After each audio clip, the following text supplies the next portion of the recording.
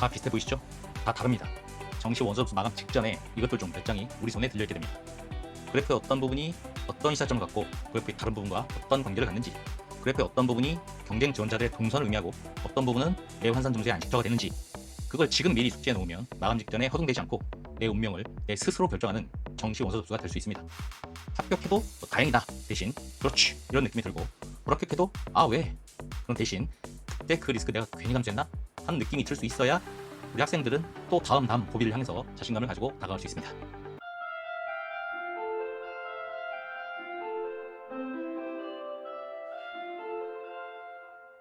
꺾은 선 추세해서 12월 23일 날 우리는 이런 그래프를 손에 쥐게 됩니다. 이거 제가 임의로 만든 것이 아니라, 설명하기 쉽게 예시로 만든 것이 아니라 실제로 제 제자들의 그래프 중에서 특징적인 것을 직접 뽑았습니다. X좌표, Y좌표를 통일하다 보니까 그림이 많이 좀 바뀌긴 했어요. 왜냐하면 그 학생들은 전부 다 다른 모집단이었고 모집정도 다 다른 이전 연도의 지원자들이었으니까요. 근데 하지만 오늘 숙지하는 데는 큰 어려움이 없을 거라고 기대를 해봅니다. 넓은 면적, 좁은 면적, 상승 그래프, 하강 그래프. 넓은 면적, 좁은 면적이 바로 대부분의 수험생들이 지원 의사를 결정하는 기준입니다. 면적이 뭐죠? 지원자 수죠. 그죠? 쉽게 말하면 경쟁률이에요. 최종 경쟁률. 그런데 우리는 상승 그래프, 하강 그래프로 결정하기로 했습니다. 위에 설명했죠. 요걸 보고 나면은 일반적인 수험생과 내가 다른 결정을 하게 되는구나. 이런 원리 때문에 이해하실 수 있을 거예요. 저는 이거를 총 4가지 유형으로 나눴습니다. 나누기를 바랍니다. 여러분들도. 그 이유가 뭐냐면 그래프가 20장, 30장, 40장 정도 됩니다. 그걸 들고 서로 막 비교를 하다 보면 이거는 이게 좀 좋다. 근데 이게 문제인데? 이건 좀 낫다. 근데 얘는 이게 문제네? 이러면서 계속 그래프들 간의 가위바위보 관계로 돌고 돌아요. 그러면서 수험생들과 부모님, 수험생들과 교사들 사이에 이 대화가, 합의가 이루어지지 않고 계속 뒤로 밀려납니다. 그런데 우리가 이 그래프를 잡은 시점은 언제입니까? 최종 마감으로부터 3시간이나 5시간 이전이에요. 빨리 결정해야 되는데 그게 안 되고 있는 거죠. 그래서 제가 추천드리고 싶은 말씀, 그 다음에 제 경험상 실제로 매우 유효한 방법이 뭐냐면 4개의 유형으로 나눕니다. 전체 그래프를. 그 다음에 공략 유형은 공략 그래프끼리, 지원 편향 유형은 지원 편향 그래프끼리 이렇게 비교를 하는 거예요. 그럼 이 중에서 한 5장, 7장 있던 것들이 1장에서 3장 정도로 줄어요. 그러면 이제 떨고 나갈 수 있게 되는 거고, 물론 정말로 그래프들이 잘 안 빠져, 통제할 수 있는 그래프들이 나한테는 운이 없나 봐. 그럴 때는 지원 편향의 가장 좋은 것과 공략의 가장 나쁜 것을 이렇게 경계선에 있는 것들끼리 비교하는 경우는 있을 수 있습니다. 근데 그렇게 안 하고도 대부분 쉽게 결정하실 수 있게 될 거예요. 일단 그래프를 4개로 나눠 놓는다는 거, 그걸 설명을 드릴 겁니다. 만약에 우리가 적정이라고 가정을 해봅시다. 내가 이 그래프를 만들었어. 근데 이 그래프에 이 모집 단위가 그 전에 내가 모의 지원을 해보고 업체들의 배치표를 보고 작년도 입결을 보고 신뢰할 수 없는 정보지만 대강 감을 잡을 때 난 이거 적정이었어. 이게 신뢰할 수 없는 정보지만 왜 우린 고려하죠? 나랑 경쟁하는 애들은 그걸 보고 지원하기 때문에. 걔들이 어떻게 움직이지 알려면 우리도 그 같은 기준으로 움직여야 되니까 내가 적정이라는 걸 가정하고 볼게요. 적정인 모집 단위의 그래프를 그려봤더니 막상 이렇게 된 거예요. 그 다음에 다른 학생들이 움직이는 거, 그거를 고려해서 따져보도록 하겠습니다. 먼저 넓은 면적 2개가 있죠. 이건 뭐죠? 경쟁자들이 피하는 겁니다. 지원자 수가 많기 때문에 피하는 거예요. 그런데 여기서 면적이라는 것은 모집 정원을 따져보고 결정을 해야겠죠. 그죠? 여기서 10명, 여기서 20명이라 하더라도 여기가 모집 정원이 5명, 여기가 40명이면 이게 더 위험한 거죠. 그죠? 어쨌든 전체 모집 정원 대비 따져봤을 때 지원자 수가 많아. 그죠? 그런 경우에 경쟁자들은 피합니다. 맞죠? 블라인드에서. 근데 좁은 면적, 지원자 수가 적다는 뜻이에요. 그러면 경쟁자들은 달려듭니다. 우리도 그럴까요? 아닐 거예요. 한번 볼게요. 좁은 면적부터 보겠습니다. 막판에 상승했어요. 위에 약간 깔짝은 있지만 모집 정원 대비 적은 경우로 상정을 해볼게요. 상승 그래프입니다. 아주 대표적인 상승 그래프를 보이고 있어요. 그런데 이건 어떻죠? 이거는 앞에서 심하게 튀었습니다. 그럼 뭐예요? 하강 그래프예요. 앞에서 배웠죠? 이런 과정을 봤을 때 내 경쟁자들은 둘 다 모집 정원 대비 지원자 수가 적으니까 달려들 텐데, 내 입장에서는 상승 그래프일 경우에는 공략하고 지원하는 거죠. 하강 그래프일 경우에는 가능하면 피하는 쪽으로 움직일 거예요. 피하는 쪽으로. 회피 편향입니다. 그 이유를 한번 보죠. 얘는 어떻습니까? 얘는 여기서 지원했어요. 나랑 같은 모의 지원을 한 애입니다. 근데 이렇게 빨리 지원했어요. 난 이 시점에서 지금 기다리고 있는데. 그 얘기는 뭐죠? 나보다 점수가 높다는 뜻입니다. 그죠? 얘는 피해야 돼요. 그 다음에 여기가 문제죠. 이게 후반이라고 우리가 설명을 들었었죠. 얘들이 막판이고 이 후반 애들은 사실상 여기입니다. 초반이라고 얘기했었죠. 그런데 여 후반 애들이 좀 섞여 있을 수도 있잖아요. 이쪽 애들이랑. 그러니까 이거는 얘와 달리 고지고대로 받아들일 수치는 아니지만 만약에 이 학교의 모집 정원이 이만큼이야. 별 차이가 안 나. 별 차이가 안 났는데 여기가 굉장히 커. 그러면은 좀 위험하죠. 그런데 이게 작아.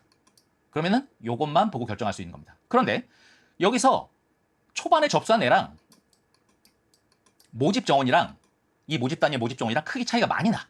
그럼 여기가 어느 정도 더 커도 됩니다. 후반이. 이건 다 이해가 되시겠죠? 초반에 깔짝 했을 때 얘들이 무서워서 뒤에 애들이 접수를 안 했어. 그래서 전체 모집 정원이 작아. 그럴 경우에 일반적인 애들은 달려들지만 우리는 얘들과 모집 정원 사이의 차이를 보고 지원할지 말지를 결정하는 겁니다. 요 차이가 너무 크면 얘도 커질 수 있어요. 우리는 용인할 수 있습니다. 그런데 요 차이가 얼마 안 되는데 얘도 크다. 그럼 피해야 돼요. 그렇죠? 이렇게 가능하면 안 씁니다. 왜냐면 하강 그래프니까. 하지만 쓸 수도 있어요. 왜냐면 이런 거 다 빼고 나면 막상 지원할 게 없을 수도 있고 내가 원하는 것을 한 번도 못 쓸 수도 있잖아요. 완전히 포기는 아니에요. 가능하면 회피하지만 얘들이랑 모집 정원이 좀 커.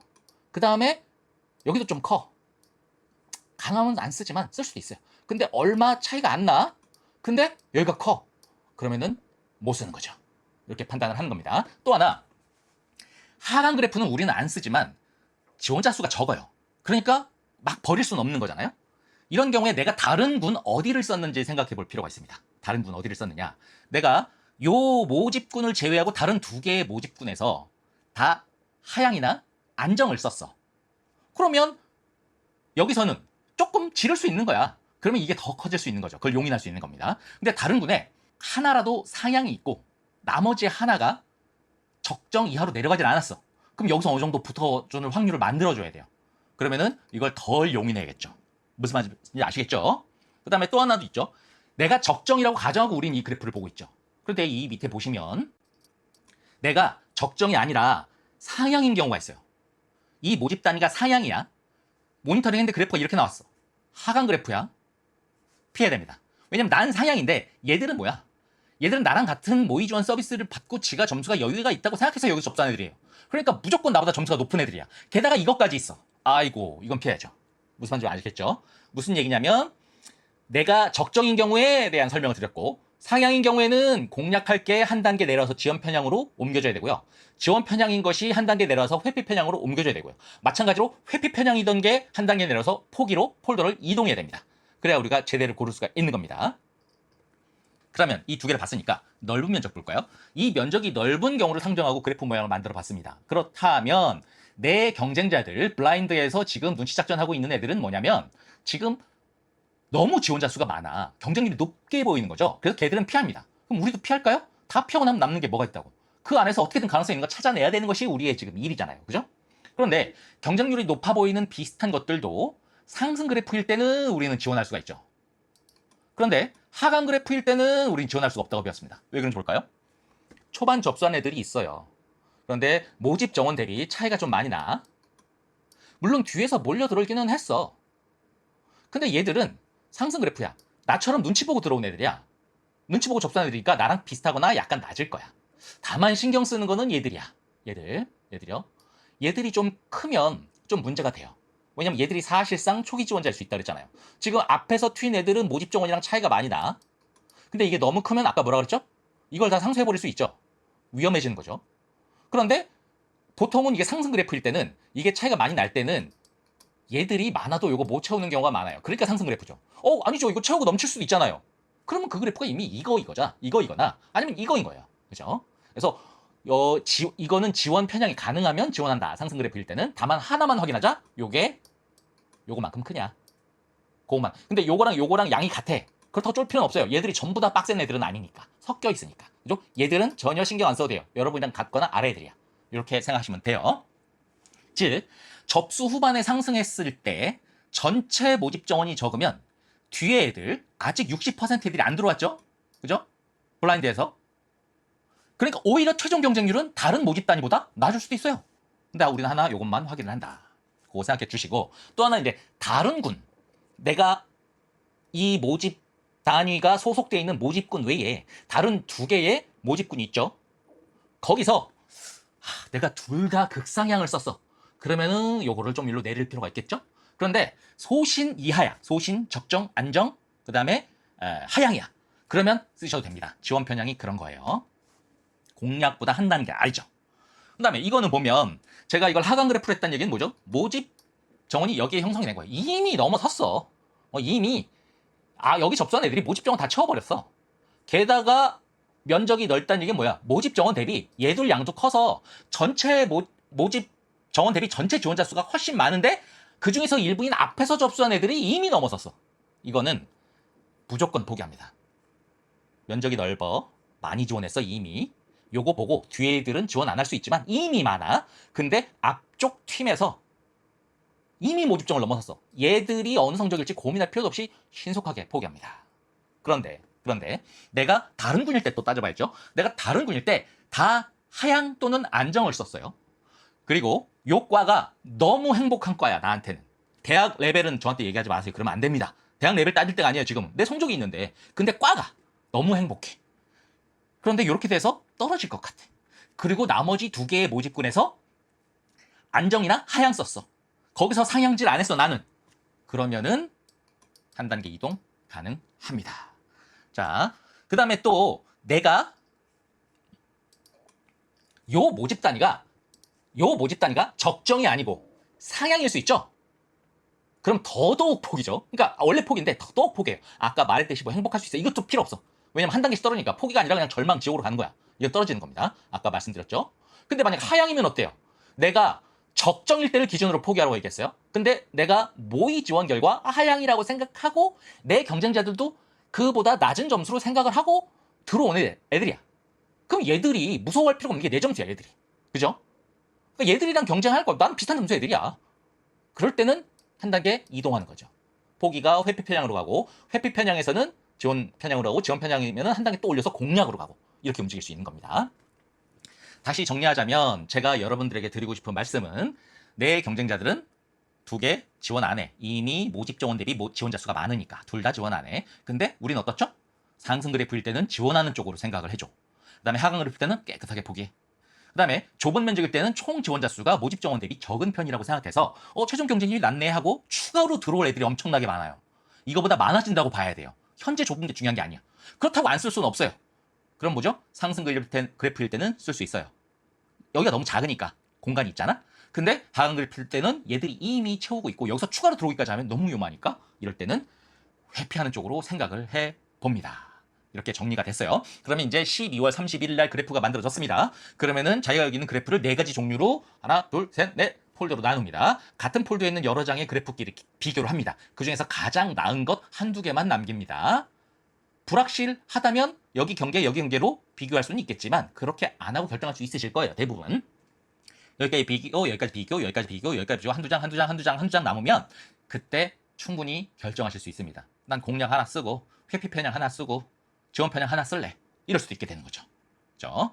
그렇게 해서 이 4가지로 나누고 나야 신속하고 논리적이고 생산성 있는 결정이 가능하다는 거 다시 한번 강조드리겠습니다. 여기서 이미 위에 설명하면서 간략하게 언급을 해드렸죠. 위에 그래프 나누는 거는 제가 설명을 할 때 설명의 편의상 내가 적정인 경우, 모의 지원을 해봤더니 적정인 경우 그래프를 그렸더니 이렇게 된 경우, 이렇게 설명을 했잖아요. 그걸 기준으로 이해를 하시고 상향인 경우와 하향인 경우에는 튜닝을 해줘야 됩니다. 일단 상향인 경우에는 우리는 둘로 나누기로 했습니다. 세분화하기로 했어요. 첫 동영상에서. 상향은 상향과 소신으로 나뉩니다. 적정에서 한 단계 위. 점수가 후달리는 건 사실이지만 합리적인 지원 범위에 있는 것은 소신. 그 다음에 최초 합 절대 불가능해. 내가 전생에 안시성 사람일 때만 추합이 정신없이 미친 듯이 돌아서 합격할 수 있는 그런 상향인 경우 있어요. 하향은 뭐죠? 하향도 역시 적정에서 한 단계 아래는 안정입니다. 경쟁자가 원래는 이 정도밖에 안 오는 학과인데 되게 많이 몰릴 수도 있잖아 올해? 그런 경우 대비해서 조금 낮추지만 그래도 합리적인 범위 내야 이런 안정 지원이 있고, 하향 지원은 뭐냐면 재수가 너무 두려워서 무지성도로 막 낮춘 거예요. 그래서 합격해도 허무함에 소리 없는 눈물이 흐를 정도의 지원을 하향이라고 불러요. 이거 하나 보자면 위에서 설명했지만 아까 설명했지만 정리를 해볼게요. 내가 상향 지원했어. 아까는 이게 뭐라 그랬죠? 적정일 경우를 전제로 설명을 했죠. 근데 여기가 소신 지원이었어. 점수를 약간 높인 거야. 그럴 때는 어떻게 합니까? 아까 판단 결과에서 한 칸 내려와야 됩니다. 근데 이 그림이 나왔는데 요 그 모집 단위가 나한테 상향이었어. 그럼 2칸 내려옵니다. 무슨 말씀인지 아시겠죠? 또 반대로 내가 이 그림이 나왔어. 그래서 적정일 경우에는 회피 편향이라고 아까 이해를 했는데 내가 여기가 안정 지원이야. 그러면은 얘들과 점수 차이가 그만큼 줄어드는 거예요. 그래서 한 단계 올릴 수 있죠. 그 다음에 여기가 하향 지원이야. 얘들보다 내가 훨씬 점수가 높아요. 얘들은 그냥 건방지게 앞에 쓴 거야. 그러면은 2단계 올라갑니다. 이렇게 튜닝하는 작업을 해주셔서 폴더를 여기서 여기로, 여기서 여기로 옮길 수 있어야 돼요. 그래야 비슷한 조건의 그래프끼리 비교할 수 있는 것이죠. 자, 이제 좀 더 변형된 형태로 나가볼게요. 초반 면적이 이미 정원을 넘었을 경우 무슨 말인지 아시죠? 그런데 상승 그래프일 경우 요거 한번 봅시다. 일단 상승 그래프입니다. 상승 그래프면 우리는 지원을 합니다. 모양이 이쁘잖아요. 그런데 초반 면적을 꼭 한번 확인을 해주셨으면 좋겠어요. 이렇게 상승 그래프라 하더라도 위에서 설명한 내용과 다른 게 아니에요. 같은 원리 내에서 상승 그래프들이 하나의 모집군 내에 여러 개가 있을 수 있잖아요. 그 중에서 상승 정도가 다 비슷한데? 라고 하지 마시고 초반을 한번 확인해 보세요. 근데 이게 이미 모집 정원을 넘어섰어. 그러면 쓰시면 안 됩니다. 당연하겠죠? 그리고 모집 정원을 넘어서지 않았어. 이거 아까 말씀드렸죠? 그러면 이 후반, 이 막판 애들 말고 이 후반 애들이 여기 들어왔을 때, 후반의 일부가 여기 들어왔을 때 넘길 거냐 안 넘길 거냐를 2차적으로 따져보시고 이런 변수들이 걸리면은 상승 그래프들 중에서 후순위로 밀리는 거예요. 얘들은. 그렇죠? 그 다음에 이것도 마찬가지예요. 내 경쟁자들은 이거는 면적이 더 커요. 이거는 면적이 더 작습니다. 그래서 1로 몰려요. 똑같은 모집군 내에 두 개가 있을 때 여길 많이 쓰지 여길 많이 쓰진 않습니다. 최종 경쟁률이 이게 높게 수치화되어 있으니까 우리는 이거냐 이거냐 따지지 말고 요걸 봅니다. 요걸 봅니다. 그 다음에 모집 정원과 이 높이 차이 있죠? 이거를 후반 애들이 얼마나 상쇄하느냐 그걸 봅니다. 그래서 점점점 불리해질수록 상승 그래프 내에서 후순위로 계속 미루고 너무 심하면은 그것을 한 단계 내리는 거죠. 그죠? 지원 편향에서 회피 편향으로 이렇게. 상승 그래프는 좋은 겁니다. 위에서 설명한 거 그대로예요. 다만 마지막에 하나만 확인하자. 상승 그래프 이쁜 모양들 중에서 요거는 꼭 확인하고 상승 그래프인 걸 인정을 하자. 요거 꼭 말씀드리고 싶고요. 그 다음에 이 하강 그래프는 원래 나쁜 겁니다. 그죠? 나쁜 거예요. 위험한 겁니다. 그런데 딱 보니까 초반 면적이 모집 정원이 여기야. 그럴 수 있죠? 또는 모집 정원이 여기야. 이럴 수 있죠. 이 경우에는 남들은 안 들어옵니다. 왜? 얘보다 면적이 크잖아요. 그리고 남들은 일로 갑니다. 왜? 얘보다 얘가 면적이 작으니까. 하지만 우리는 모집 정원 대비 여유가 더 많고 이 후반 애들이 들어와도 상쇄하지 못할 정도야. 그러면 한 칸 올려줍니다. 아시죠? 회피 편향에서 지원 편향으로 이렇게 지원해도 되는 상황이 되는 거죠. 근데 하강 그래프 위험하다고 아까 하셨잖아요. 그럼 위험한 걸 두세요. 왜 저를 위험하게 만드세요? 할지 모르겠지만 막상 그려보면 자기가 맨 처음에 모집 단위 스펙트럼 후보 지원군을 어떻게 마련했는지에 따라서 그래프들이 다 처참할 수가 있어요. 그럼 그 안에서 그나마 해장인 걸 골라내야 되기 때문에 우리는 이것도 알아놔야 됩니다. 그 다음에 이건 적정인 경우에 설명을 한 거고요. 만약에 내가 상향이다, 하향이다, 이 그래프가. 그럴 때는 또 얘들의 성질이 달라지죠. 지금 적정일 때 얘기한 거고, 만약에 내가 상향이야, 여기가. 근데 많이 공백이 남아있고 얘들이 상쇄 못할 것 같아. 그래도 하강 그래프니까 이건 깨끗하게 한 칸 내려줘야 됩니다.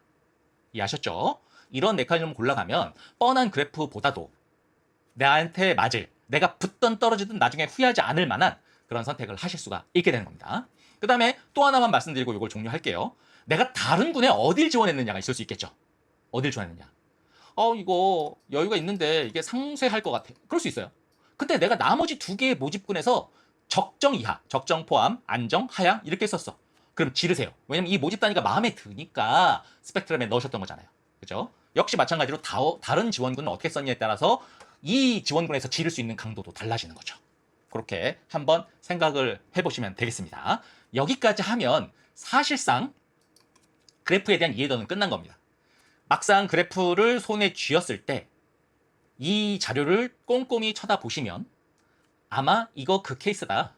걔 흑치가 말한 이 케이스네 하면서 결정을 하실 수 있을 거예요. 여러 그래프들 중에 나한테 확률이 높고 내가 선호도를 줘야 될 그래프 순서대로 정렬이 됩니다. 그럼 그 안에서 골라서 쓰시면 됩니다. 항상 제가 두 가지로 나눠 설명드렸죠. 여기서 들어오는 경쟁자들 성향, 이미 들어온 경쟁자들 성향. 그 다음에 또 뭘 말씀드렸죠? 내가 이 모집 단위가 적정인 경우를 기준으로 이해도를 위해 설명을 해드리고, 이게 상향인 경우, 하향인 경우 한 칸씩 이동하는 것도 말씀드렸죠. 그 다음에 또 내가 이미 설명드린 내용에 의해서 아무래도 처참해. 하지만 너무 마음에 들어. 그럴 때는 다른 두 개의 모집군에 어떻게 지원했는지에 따라서 또 한 번 튜닝할 수 있다는 점까지 정리를 해드렸죠. 여기까지 하시면은 12월 31일에 막 다급하게 그다음에 뭐 엄마 아빠랑 막 같이 얘기하고 있는데, 보통 12월 31일 날 저녁이면 담임쌤이 아니죠. 엄마 아빠랑 있을 거예요. 그럼 어떻게 됩니까? 막 얘기하다가 서로 감정의 골이 깊어져요. 수험생 입장에서는 뭐가 서운하냐면, 아니 너 뜻대로 해, 네가 마음에 들어야지 뭐, 이렇게 말해 오다가 막판 돼서 갑자기 한두 마디 잔소리를 얹기 시작해. 엄마랑 아빠가 나도 내 점수 안 나온 거에 속상해 죽겠는데, 그러면 이제 신경질을 내기 시작하면 아빠는 이제 일어나서 싸우기 싫으니까 가장이잖아요. 아, 알았어 해 하고 안방에 들어가 버리시죠. 그러면 이제 엄마랑 또 마저 2차전을 치러요. 그러다 점점 감정이 골이 깊어지면 엄마가 너 그렇게 마음대로 할 거면 네 마음대로 해 하면서 이제 엄마도 주방으로 가시죠. 그러면 이제 나 혼자 울죠. 그죠? 그러다가 결국 홧김에 지원한 애들 상당히 많고요. 그 다음에 엄마 아빠랑 얘기를 못 끝냈기 때문에 내가 변수를 놓치고 잘못된 후회할 만한 결정을 하는 애들 상당히 많습니다. 근데 지금 제가 소개해드린 그 과정대로 그대로 가시면 아마 잘 지원했다. 적어도 내 점수 내에서는 최대 효과를 내기 위해서 손해보지 않는 정도는 잘 골라서 넣은 것 같다. 이런 생각을 하실 수 있을 것이라고 믿습니다.